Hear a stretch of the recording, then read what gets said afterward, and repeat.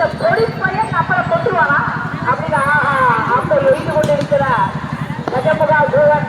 அப்ப எழுந்து கொண்டிருக்கிறார் முருகன். பார்த்தால் இந்த பொடி பையனை போல நம்ம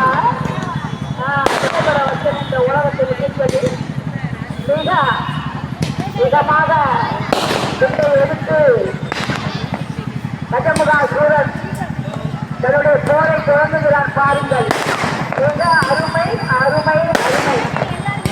குதிரையில் இருக்கும் ஒரு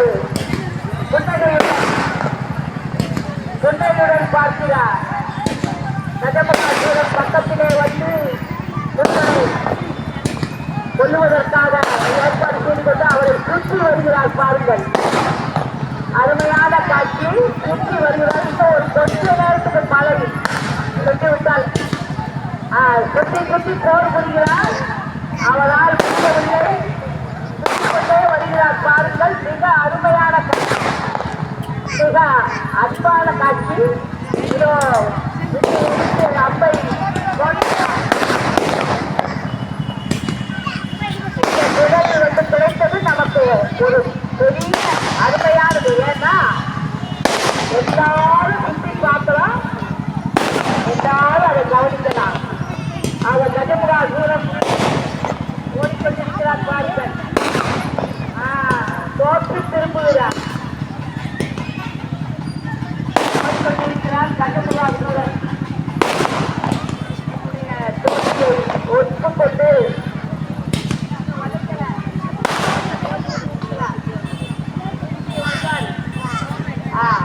மூணு தடவை ஒரு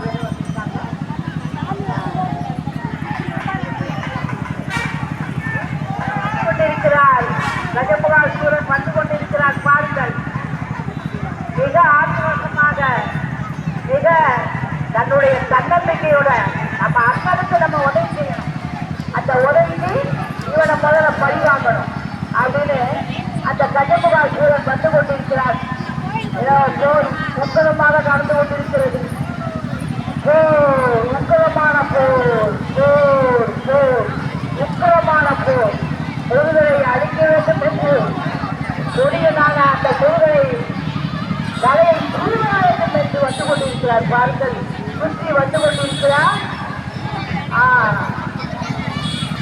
ஆக இதை வைத்து தன்னுடைய தொடர்ச்சியான முருகன் இப்பொழுது சக்தி வேலை வைத்துக் கொண்டிருக்கிறார். ஆஹா, சக்தி முருகனுக்கு, முருகனுக்கு, அந்த முருகனுக்கு, எப்படி முருகனுக்கு, மருதுமலை முருகனுக்கு, முருகனுக்கு. ஆகா, தலையை தீவிட்டார். ஆடவர்கள் வந்த சூழல் இன்று தலையில்லாமல் சென்று கொண்டிருக்கிறார். உயிர் போய்விட்டது. சூழலுடைய உயிர் போய்விட்டது. தன்னுடைய அண்ணனுக்காக தன்னுடைய உண்மையை இன்று சூழலுக்கு தெரியப்படுத்தப்படுகிறது. அதுக்கு சூழல் வர வேண்டும்.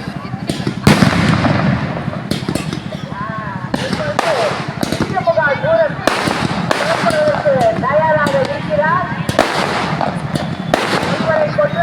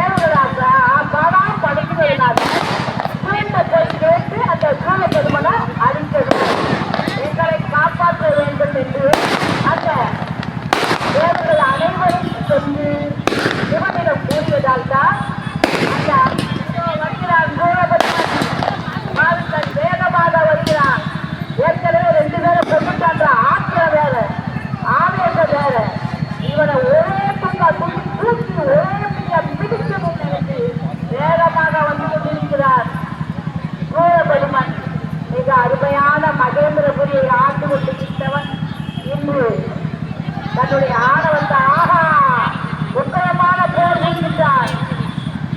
உக்கிரமான போர் முருகன் பார்த்துக் கொண்டிருக்கிறார். எவ்வளவோ நாம் எடுத்து சொன்னோம். வீரபாகு தேவர் வேற தூது போனாரு. ஆனா எதையுமே அவன் கேட்கல. இன்னைக்கு அவனுக்கு ஒரு தண்டனை கொடுக்க வேண்டும் என்று வந்து கொண்டிருக்கிறான். சூரபெருமன் தன்னுடைய ஆணவத்தின் காரணமாக ஆத்திரத்தின் காரணமாக 2 தம்பிகளை கொண்டு விட்டானே இந்த பொறியை இவனை நாம் தீர்க்க வேண்டும் என்ற ஆணவத்திற்கு வந்து கொண்டிருக்கிறார். கண்டெல்லாம் காட்சி நாம் அனைவருமே உண்மையிலே புண்ணியம் செய்தவர்கள். நமக்கு கல்வி செல்வம், குழந்தை செல்வம் அனைத்துமே வரக்கூடியது நம்முடைய செல்வம். இதோ வந்து கொண்டிருக்கிறார் சூரபெருமன். தன்னுடைய ஆணவத்திற்காக தன்னுடைய 2 தம்பிகளை கொண்டு விட்டாரே என்ற ஆணவத்துடன் வந்து கொண்டிருக்கிறார். வேகமாக வந்து கொண்டிருக்கிறார். வேகமாக வந்து கொண்டிருக்கிறார். ஆக மாயாவி தானே அதை ஒளியை நினைக்கிறார். அப்ப ஒரு பெரும் மரத்தில் போய் பார்க்கிறார்கள். ஆமா மரத்தில் ஒழித்து விட்டார். இருந்தாலும் அதை சாகா வரம் பெற்றவர். ஆக நான் முருகத்தை சாவு வரப்பட்டாலும் நான் நிற்கிறேன். மரத்தில் ஒழித்து கொண்டிருக்கிறார்.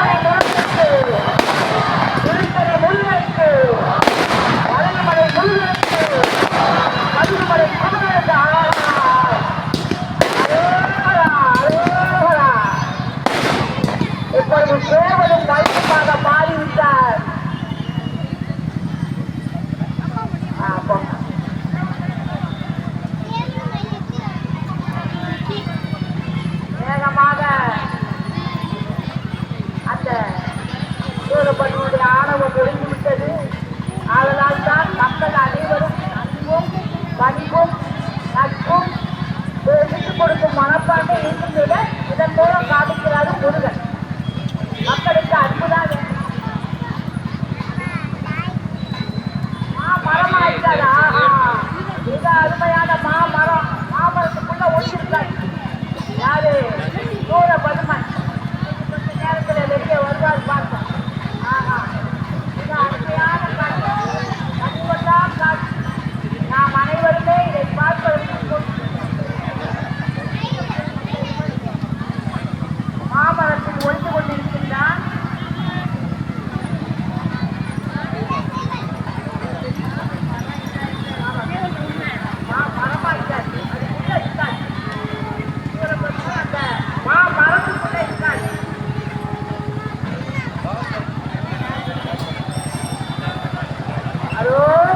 முருகனுடைய வேல் போய்கொண்டிருக்கிறது பாருங்கள். ஆஹா நம்மெல்லாம் காட்சி.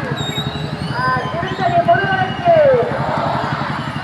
திருப்பரங்குன்ற முருகனுக்கு, திருத்தணி முருகனுக்கு, பழமதிச்சோலை முருகனுக்கு, குன்றக்குடி முருகனுக்கு, கல்லுமலை குமரனுக்கு மாமரத்தை தேவனும் மயிலுமாக மாறிவிட்டார்கள். ஆக அப்பொழுது உயிரோடு தான் இருக்கான். முருகன் சொல்றான், நான் உன்னோட தான் ஈடுபடுத்தவும் தேவனை கொடியாகவும் மயிலை வாகனமாகவும் மாற்றிக்கொண்டார். ஆக சாதா வரம் பெற்ற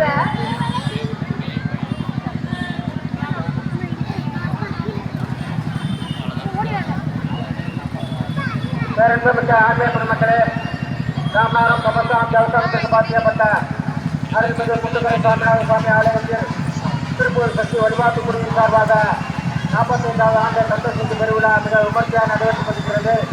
இப்பொழுது சூரசம்சாரம் நடைபெற்று எம்பெருமான் சுவாமிநாத சுவாமியிடம் சூரன் மயிலாகவும் சேவலாகவும்